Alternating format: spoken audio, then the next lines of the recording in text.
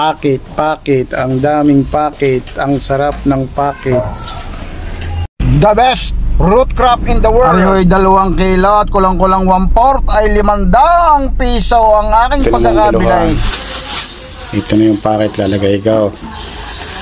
Ilang kilo? Wala pang 2 kilo at kalahati. Mga tabing ilog. Bakit? Sa gilid ng ilat. Oo. Sa ilog ay wala. Sa mga sa mga ilat. Mga ilat, gilid ng ilat. Mga gilid, mga dahilig. Dahilig at bangbang, Pagka sa patagbo ito makikita, walang magiging hirap mo. Pakit. Ito yung pinakamasarap na laman lupang ugat.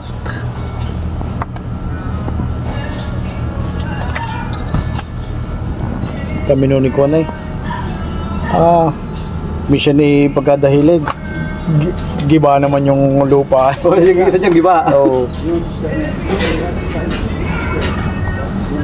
Kaya kami nangungumpay, dala ng lahat. Lahat may laywan. Madulas-dulas yan At ito na nga po, hinugasan mo na ang ating pakit. Madulas-dulas pa. Husay. Hinugasan ko po ng 3 hugas ng walang katay. Husay na po ito. Iluto na natin.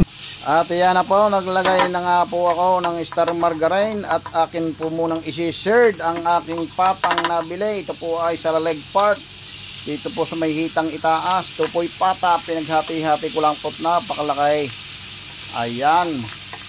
Aking isi-share daw. Kaya ay papupulahin lang ng kaunti o piprito ng kaunti.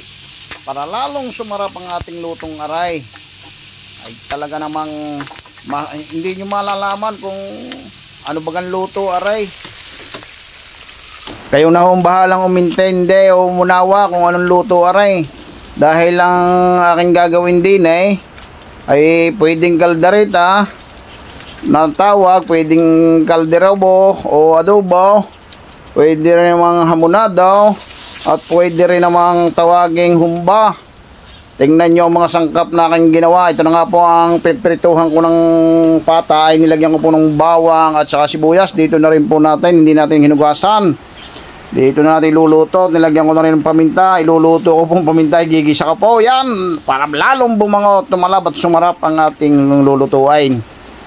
At ayan na nga po. Nung may isang kutsa, nilagay ko na po yung ating patang isinerd o pinirito sa margarine. Hinalo-halo ng kaunti. At atin pong titimplahan ng pineapple juice. Isang lata po yan na maliit.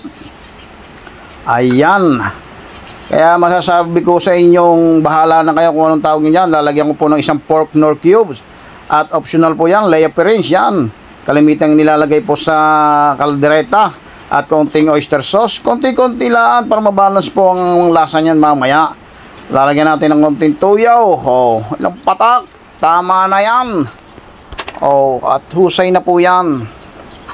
Aking taklubay o takpay. At yan, binuksan at hahaluin nga po. Magsasabaw po yan ng kanyang sarili mamaya. At yan po'y patay. Lalabas po ang kaunting sabaw niyan. Kahit yan ay ating naiprito ng kaunti.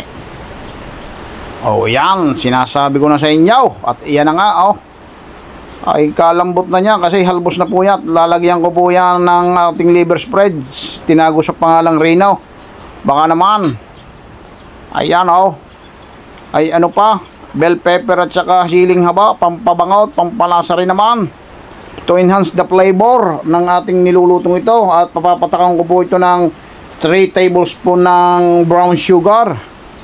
Ano pong luto yan? Pwedeng humba kayo pong bahalang gumawa ng pangalan niya kung ano sa inyo yan. Pwede rin patsambahan.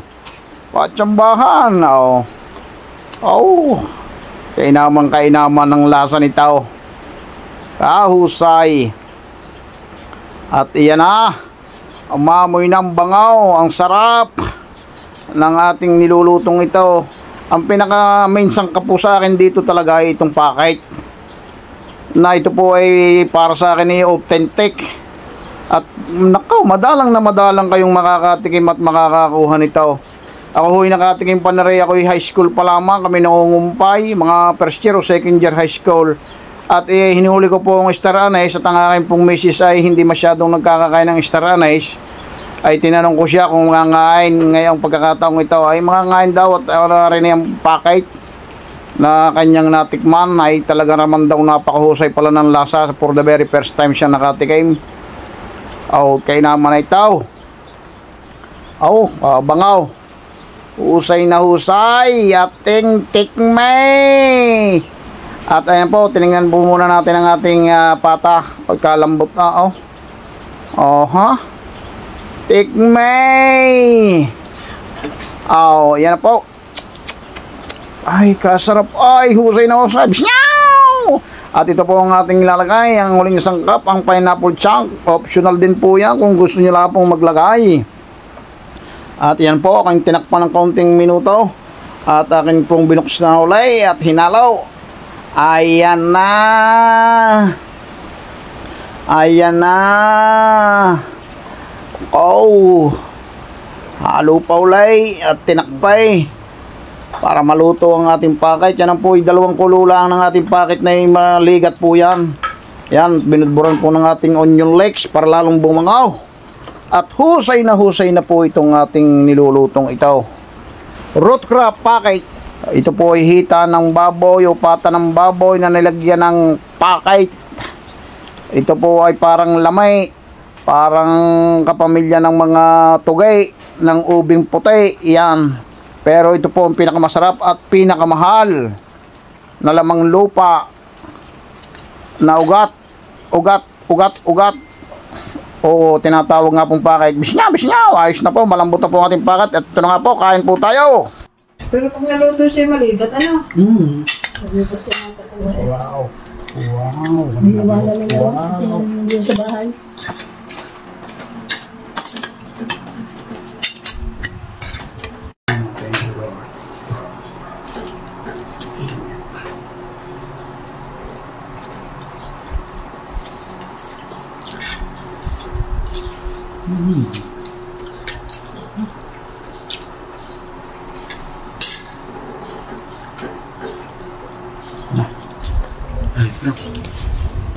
Maraming salamat po Diyos sa biyayang ito sa pangalan ni Jesus. Amen. Titikman ko muna ang pata. Wow. Ito po ang packet. Ayaw ang pagkakasarap talaga. Ang mayabong naman na yan. Sarap, husay na husay. Ang baga sa kuwan ito, exotic kasi ilan lang makukuha mo dito. Madalang na madalang. Ito nga ho ang packet, ang sarap. Yearly pa. Ito po ang inyong abang lingkod, si Batang Kurat, nagsasabing mabuhay po tayong lahat. God bless us all and count your blessings. Mabuhay!